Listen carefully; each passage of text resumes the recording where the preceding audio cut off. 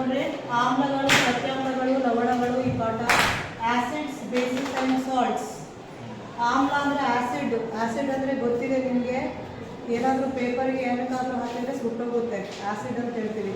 ಅದೇ ಥರ ಬೇಸ್ ಪ್ರತ್ಯಾಮ್ಲನೂ ಇರುತ್ತೆ. ಆಮ್ಲಕ್ಕೆ ಉದಾಹರಣೆ, ಆಸಿಡ್ಸ್ಗೆ ಒಂದು ಉದಾಹರಣೆ ಹೇಳ್ತೀನಿ. Examples for acids. First one HCl. ಹೇಳಿ, HCl ಅಂದ್ರೆ ಹೈಡ್ರೋಕ್ಲೋರಿಕ್ ಆಸಿಡ್. ಏನು? ಇನ್ನೊಂದು ಆಸಿಡ್ H2SO4. ಹೇಳಿ, H2SO4 ಅಂದ್ರೆ ಸಲ್ಫ್ಯೂರಿಕ್ ಆಸಿಡ್. ಏನು? ಸಲ್ಫ್ಯೂರಿಕ್ ಆಮ್ಲ. ಇದು ನೆನಪಿರ್ಬೇಕು ನಿಮಗೆ, ಹೌದಾ? ಈ ಪಾಠನೇ ಆಸಿಡ್ಸ್ ಬಗ್ಗೆ ಇರುವಾಗ ಅಟ್ಲೀಸ್ಟ್ 2 ಎಕ್ಸಾಂಪಲ್ಸ್ ಆಫ್ ಆಸಿಡ್ಸ್ ಆದ್ರೂ ಗೊತ್ತಿರಬೇಕು. HCl hydrochloric acid, H2SO4 sulphuric ಆಮ್ಲ. ಹೇಳಿ, ಹೈಡ್ರೋಕ್ಲೋರಿಕ್ ಆಮ್ಲ, HCl, ಸಲ್ಫ್ಯೂರಿಕ್ ಆಮ್ಲ, H2SO4. ಈಗ ಪ್ರತ್ಯಾಮ್ಲ, ಬೇಸಿಸ್, ಅದ್ರದ್ದು 2 ಎಕ್ಸಾಂಪಲ್ ನಿಮ್ಗೆ ಗೊತ್ತಿರಬೇಕು. ಎಣ್ಣೆ ಅಂದ್ರೆ ಏನು? ಸೋಡಿಯಂ. ಎಣ್ಣೆ ಅಂದ್ರೆ ಏನು? ಇದಕ್ಕೆ OH ಸೇರಿದ್ರೆ ಏನಾಗುತ್ತೆ? ಇಲ್ಲಿ ಎಂಡ್ OH ಆದ್ರೆ ಅದೇನಾಗುತ್ತೆ? ಬೇಸ್ ಅಥವಾ ಪ್ರತ್ಯಾಮ್ಲ. ಬೇಸ್ ಅಥವಾ ಏನಾಗುತ್ತೆ? ಪ್ರತ್ಯಾಮ್ಲ ಆಗುತ್ತೆ. ಸೊ ನೆಕ್ಸ್ಟ್ ಒನ್ Mg ಅಂದ್ರೆ ಏನು? OH ಅಂದ್ರೇನು? Magnesium hydroxide. ಇದು ಪ್ರತ್ಯಾಮ್ಲ ಅಥವಾ ಇನ್ನೊಂದು ಬೇಸ್. ಆಯ್ತಾ? Base. Next point, acid turns blue litmus to red. ಯಾವುದೇ ಆಸಿಡ್ ಅಲ್ಲಿ ಬ್ಲೂ ಲಿಟ್ಮಸ್ ಪೇಪರ್ ಅಂತ ಸಿಗುತ್ತೆ, ಅದನ್ನ ಹಾಕಿದ್ರೆ ಕೆಂಪು ಬಣ್ಣಕ್ಕೆ ತಿರುಗುತ್ತೆ, ರೆಡ್ ಕಲರ್ಗೆ ತಿರುಗುತ್ತೆ. ಅಂದ್ರೆ ಆಮ್ಲವು, ಹೇಳ್ರಿ, ನೀಲಿ ಲಿಟ್ಮಸ್ ಕಾಗದವನ್ನು ಕೆಂಪು ಬಣ್ಣಕ್ಕೆ ತಿರುಗಿಸುತ್ತವೆ. Acid turns blue litmus to red. ಈಗ ಅದೇ ತರ ಪ್ರತ್ಯಾಮ್ಲ ಏನ್ ಮಾಡುತ್ತೆ? ಕೆಂಪು ಲಿಟ್ಮಸ್ ಕಾಗದವನ್ನ ನೀಲಿಗೆ ಏನಾಯ್ತು?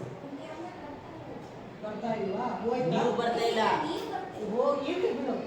ಸೊ ಇಲ್ಲಿ ಪ್ರತ್ಯಾಮ್ಲ ಏನ್ ಮಾಡುತ್ತೆ? ಬೇಸು ಇದು ಕೆಂಪು ಲಿಟ್ಮಸ್ ಕಾಗದವನ್ನ ನೀಲಿ ಲಿಟ್ಮಸ್ ಕಾಗದಕ್ಕೆ ತಿರುಗಿಸುತ್ತದೆ. ಅಂದ್ರೆ base turns red litmus to blue. ಆಯ್ತಾ? ನೆಕ್ಸ್ಟ್, ಈಗ ಈ HCl ಅನ್ನ ನೀರಿಗೆ ಹಾಕಿದಾಗ, HCl ಹೈಡ್ರೋಕ್ಲೋರಿಕ್ ಆಮ್ಲವನ್ನ ನೀರಿಗೆ ಹಾಕಿದಾಗ ಅವಾಗ ಅದು ಏನಾಗಿ ಹೊಡೆಯುತ್ತೆ ಅಂತಂದ್ರೆ H+ ಅಯಾನ್ ಆಗಿ ಹೊಡೆಯುತ್ತೆ. ಏನಾಗಿ ಹೊಡೆಯುತ್ತೆ? ಇದನ್ನ ನೀರಿಗೆ ಹಾಕಿದಾಗ ಇದು H+ ಅಯಾನ್ ಆಗಿ ಹೊರಗಡೆ ಬರುತ್ತೆ. ಏನಾಗಿ ಬರುತ್ತೆ? H2SO4 ನೋಡಿ, ಇದನ್ನು ಸಹ ನೀರಿಗೆ ಹಾಕಿದಾಗ ಇದು H+ ಅಯಾನ್ ಆಗಿ ಹೊಡೆಯುತ್ತೆ. ಈ ತರ ಯಾವ ವಸ್ತುಗಳು ನೀರಿಗೆ ಹಾಕಿದಾಗ H+ ಅಯಾನ್ ಆಗಿ ಹೊಡಿತಾವಲ್ಲ, ಅವನ್ನೆಲ್ಲ ಏನಂತ ಹೇಳ್ತೀವಿ? ಆಮ್ಲಗಳು ಅಂತ ಹೇಳ್ತೀವಿ. ಏನಂತ ಹೇಳ್ತೀವಿ? ಈಗ when we put hydrochloric acid in the water, it is going to break up into H+ ion. Same, if you put H2SO4 in the water, it is going to break up into H+ ion. So the acids are those substances which break into H+ ion when you put in the water.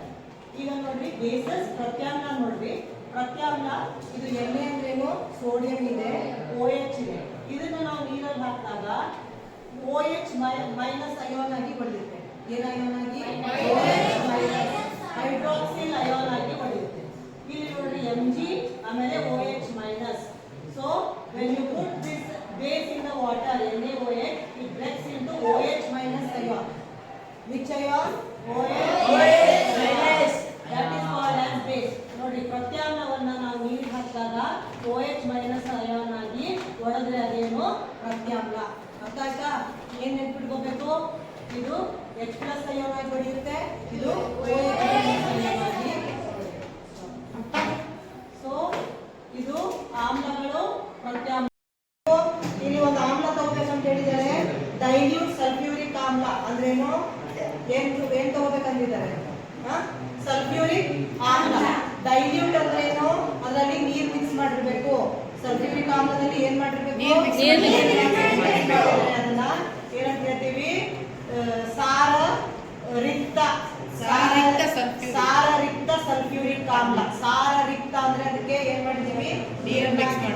ಅದಕ್ಕೆ ನಾವು ಒಂದು ಲೋಹ ಹಾಕಬೇಕು. ಈ ಲೋಹದ ಹೆಸರು zinc, ಸತು. ಹೌದಾ? ಏನ್ ಹಾಕ್ಬೇಕು? ಸತ್ತು ಹಾಕ್ಬೇಕು. ಸತ್ತು ರಿಯಾಕ್ಷನ್ ಆಗುತ್ತೆ. ರಿಯಾಕ್ಷನ್ ಆದ್ಮೇಲೆ ಇದನ್ನ ಈ ತರ ಕವರ್ ಮಾಡ್ಬೇಕು. ಈ ತೆಗಿಯಪ್ಪ.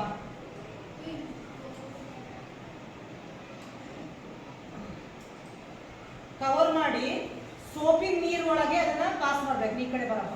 ಸೋಪಿನ ನೀರು ಈ ಕಡೆ ಸೋಪಿನ ನೀರಲ್ಲಿ ಪಾಸ್ ಮಾಡಿದ್ರೆ ಗುಳ್ಳೆಗಳು ಹೊಗೆ ಬರುತ್ತೆ.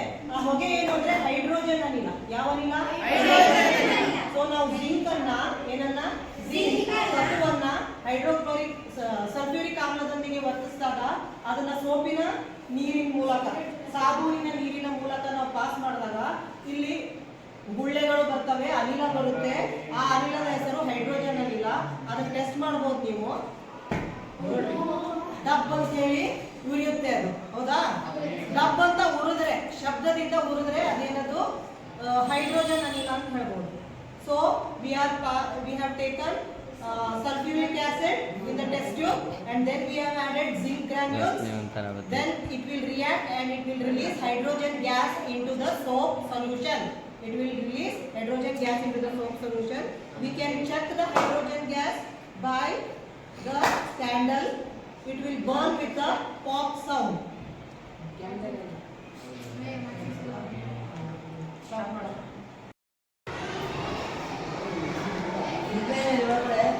See the diagram of action of zinc granules with dilute sulfuric acid and release of hydrogen gas. So ಇಲ್ಲಿ ನಾವು ಸತುವಿನ ಚೂರುಗಳನ್ನ ಸಲ್ಫ್ಯೂರಿಕ್ ಆಮ್ಲದೊಂದಿಗೆ ವರ್ತಿಸ್ತೀವಿ. ಆವಾಗ ಒಂದು ಅನಿಲ ಬಿಡುಗಡೆ ಆಗುತ್ತೆ, ಹೈಡ್ರೋಜನ್ ಅನಿಲ. ಅದನ್ನ ಸೋಪಿನ ನೀರಿನ ಮೂಲಕ ಹಾಯಿಸ್ತೀವಿ. ಆವಾಗ ಹೈಡ್ರೋಜನ್ ಅನಿಲದ ಗುಳ್ಳೆಗಳು ಬರ್ತವೆ. ಅದನ್ನ ನಾವು ಕ್ಯಾಂಡಲ್ ಇಂದ ಹಿಂಗೆ ಬೆಂಕಿ ಹಿಡಿದ್ರೆ ಅದು ಪಾಪ್ ಶಬ್ದದಿಂದ ಉರಿಯುತ್ತೆ. ಇದನ್ನ ಡೈಗ್ರಾಮ್ ಮಾಡ್ರಿ. ಫಸ್ಟ್ ಸ್ಟಾರ್ಟ್ ಮಾಡಿ, ಎಲ್ಲರೂ ಸ್ಟಾರ್ಟ್ ಮಾಡಿ ಡೈಗ್ರಾಮ್ನ. ಸ್ಕ್ಯಾನ್ ಮಾಡಬೇಕು. ಎಲ್ಲರೂ ಡೈಗ್ರಾಮ್ ಮಾಡಿ.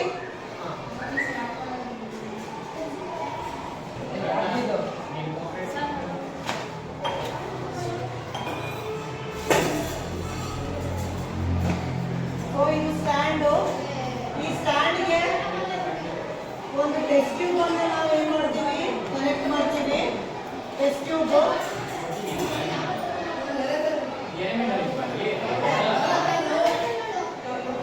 ಅನ್ನು ಕನೆಕ್ಟ್ ಮಾಡ್ತೀವಿ.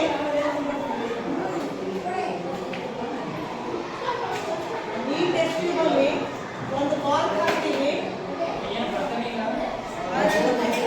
ಈ ಕಾರ್ಕ್ ಅಲ್ಲಿ ಒಂದು ಹೋಲ್ ಇರುತ್ತೆ. ಆ ಹೋಲ್ ಮೂಲಕ ಒಂದು ಡೆಲಿವರಿ ಟ್ಯೂಬ್, ಒಂದು ನಿರ್ಗಮ ನಾಳವನ್ನ ನಾವು ಈ ತರ ಕನೆಕ್ಟ್ ಮಾಡ್ತೀವಿ. ನಿರ್ಗಮ ನಾಳ. ಸೊ ಆ ನಿರ್ಗಮ ನಾಳ ಈ ತರ ಬೆಂಡ್ ಮಾಡಿ ಅದನ್ನ ನಿರ್ಗಮ ನಾಳವನ್ನ ಇಲ್ಲಿ ಒಂದು ತೊಟ್ಟಿ, ಗಾಜಿನ ತೊಟ್ಟಿಯನ್ನು ತಗೊಳ್ಳಿ. ತೊಟ್ಟಿಯನ್ನು ತಗೊಂಡು ಒಂದು ಗ್ಲಾಸ್ ಬೀಜವನ್ನು ತಗೊಂಡು ಅದರಲ್ಲಿ ಸೋಪ್ ನೀರು, ಸಾಬೂನಿನ ನೀರನ್ನ ಹಾಕಬೇಕು. ಆ ಸಾಬೂನಿನ ನೀರಿನ ಮೂಲಕ ನಾವು ಈ ಒಂದು ಹೈಡ್ರೋಜನ್ ಅನಿಲವನ್ನ ಹಾಯಿಸಬೇಕು. ಇಲ್ಲಿ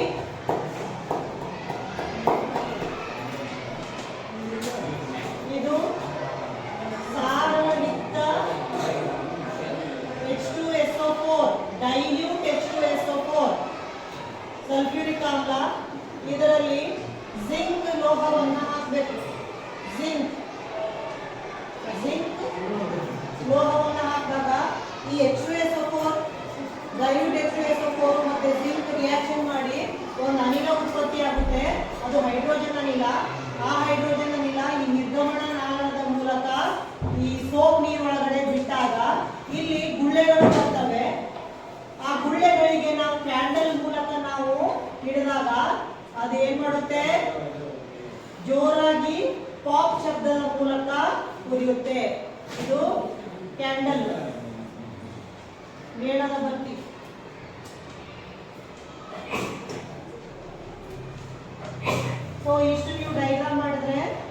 ನಿಮಗೆ 3 ಮಾರ್ಕ್ಸ್ ಸಿಗುತ್ತೆ ಇದರಿಂದ. ಪಾಸ್ ಮಾಡಪ್ಪ ಏನಾದ್ರು. ಸೊ ಇಲ್ಲಿ ನೋಡಿ ಇದು H2SO4 ಸಲ್ಫ್ಯೂರಿಕ್ ಆಮ್ಲ ಪಾಸ್.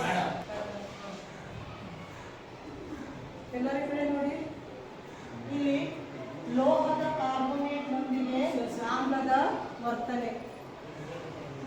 ಇಲ್ಲಿ reaction of metal carbonate with acid. Metal carbonate ಲೋಹದ ಕಾರ್ಬೋನೇಟ್. ಲೋಹ ಅಂದ್ರೆ ಆಗ್ಲೇ ಜಿಂಕ್ ತಗೊಂಡ್ವಲ್ಲ, ಅದು ಮೆಟಲ್ ಲೋಹ. ಅದೇ ತರ ಸೋಡಿಯಂ ಒಂದು ಲೋಹ, ಸೋಡಿಯಂ ಒಂದು ಮೆಟಲ್. ಇಲ್ಲಿ Na ಅಂದ್ರೆ ಸೋಡಿಯಂ. Na ಅಂದ್ರೆ ಏನು? ಸೋಡಿಯಂ. ಇದು ಲೋಹ, ಹೌದಾ? ಇಲ್ಲಿ CO3 ಅಂದ್ರೆ ಕಾರ್ಬೋನೇಟ್. CO3 ಅಂದ್ರೆ ಏನು? ಕಾರ್ಬೋನೇಟ್. Sodium carbonate. Na2CO3 ಇದು ಲೋಹದ ಕಾರ್ಬೋನೇಟ್ ಅಥವಾ ಮೆಟಲ್ ಕಾರ್ಬೋನೇಟ್. ಅದರ ಜೊತೆಗೆ ನಾವು ಏನ್ ಹಾಕ್ತಾ ಇದ್ದೀವಿ? ಆಮ್ಲವನ್ನ ಹಾಕ್ತಾ ಇದ್ದೀವಿ. ಯಾವ ಆಮ್ಲ? ಹೈಡ್ರೋಕ್ಲೋರಿಕ್ ಆಮ್ಲ. So we are adding hydrochloric acid to sodium carbonate. ಹೌದಾ? ಆಮೇಲೆ ಇದು Na ಮತ್ತು Cl ಏನಾಗುತ್ತೆ? ಕಂಬೈನ್ ಆಗುತ್ತೆ. ಇದು ಕಂಬೈನ್ ಆಗಿ NaCl ಆಗುತ್ತೆ. ಏನಾಗುತ್ತೆ? NaCl. Na ಅಂದ್ರೆ ಸೋಡಿಯಂ, Cl ಅಂದ್ರೆ chloride. Sodium chloride plus H2O ಅಂದ್ರೇನು? ನೀರು ಪ್ಲಸ್ CO2 ಅಂದ್ರೇನು? Carbon dioxide gas. Carbon dioxide ಅನಿಲ ಹೊರಗಡೆ ಬರುತ್ತೆ. ಇಲ್ಲಿ ಕಾರ್ಬನ್ ಡೈಆಕ್ಸೈಡ್ ಯಾಕೆ ಬರುತ್ತೆ ಅಂದ್ರೆ ಇಲ್ಲಿ CO3 ಇದೆ ನೋಡ್ರಿ. ಇಲ್ಲಿ ಏನಿದೆ? CO3. ಈ CO3 ಇಂದ ಕಾರ್ಬನ್ ಡೈಆಕ್ಸೈಡ್ ಗ್ಯಾಸ್ ಹೊರಗಡೆ ಬರುತ್ತೆ. ಅರ್ಥ ಆಯ್ತಾ? ಆ ತರ ನೆನಪಿಟ್ಕೋಬೇಕು. So Na2CO3 sodium carbonate, metal carbonate reacts with hydrochloric acid to give NaCl, H2O and CO2 gas.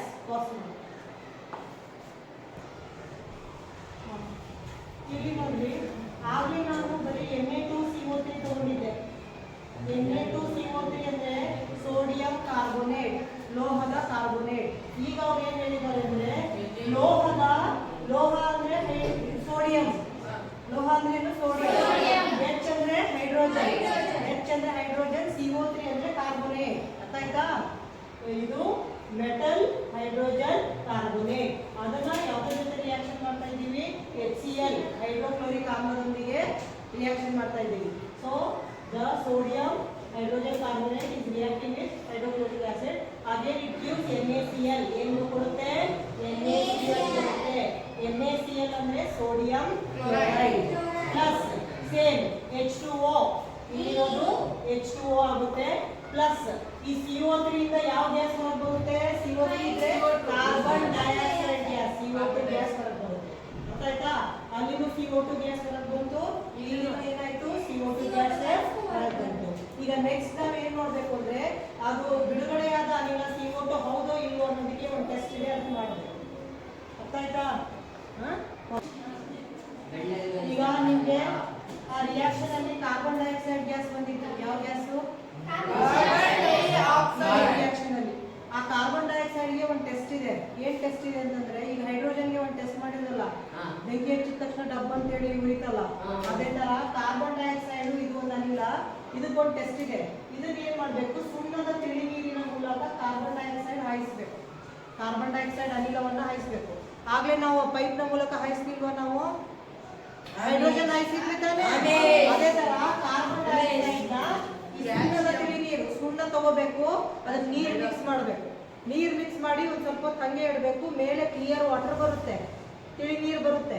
ಆ ನೀರಿನ ಮೂಲಕ ಕಾರ್ಬನ್ ಡೈಆಕ್ಸೈಡ್ ಅನಿಲವನ್ನ ಹಾಯಿಸಿದಾಗ ಆ ನೀರು ಬೆಳ್ಳಗೆ ಹಾಲಿನಂತೆ ಏನಾಗುತ್ತೆ? ಬೆಳ್ಳಗಾಗುತ್ತೆ. ಆ ನೀರು ಹಾಲಿನಂತೆ ಬೆಳ್ಳಗಾದ್ರೆ ಆ ಅನಿಲ ಯಾವುದು ಅಂತ ತಿಳ್ಕೋಬೇಕು? Carbon dioxide. So there is a test for carbon dioxide. When you pass carbon dioxide through lime water. Lime water means Ca, calcium, OH twice, hydroxide. Calcium hydroxide. The water turns white into milky. Why it turns into milky? It forms CaCO3, calcium carbonate. This is white color form and water. ಇಲ್ಲಿ ನೋಡಿ, ಇಲ್ಲಿ white colour ಏನಕ್ಕೆ ಬರುತ್ತೆ ಅಂದ್ರೆ ಇಲ್ಲಿ calcium carbonate form ಆಗಿದೆ. ಏನಾಗಿದೆ? Ca ಅಂದ್ರೇನು?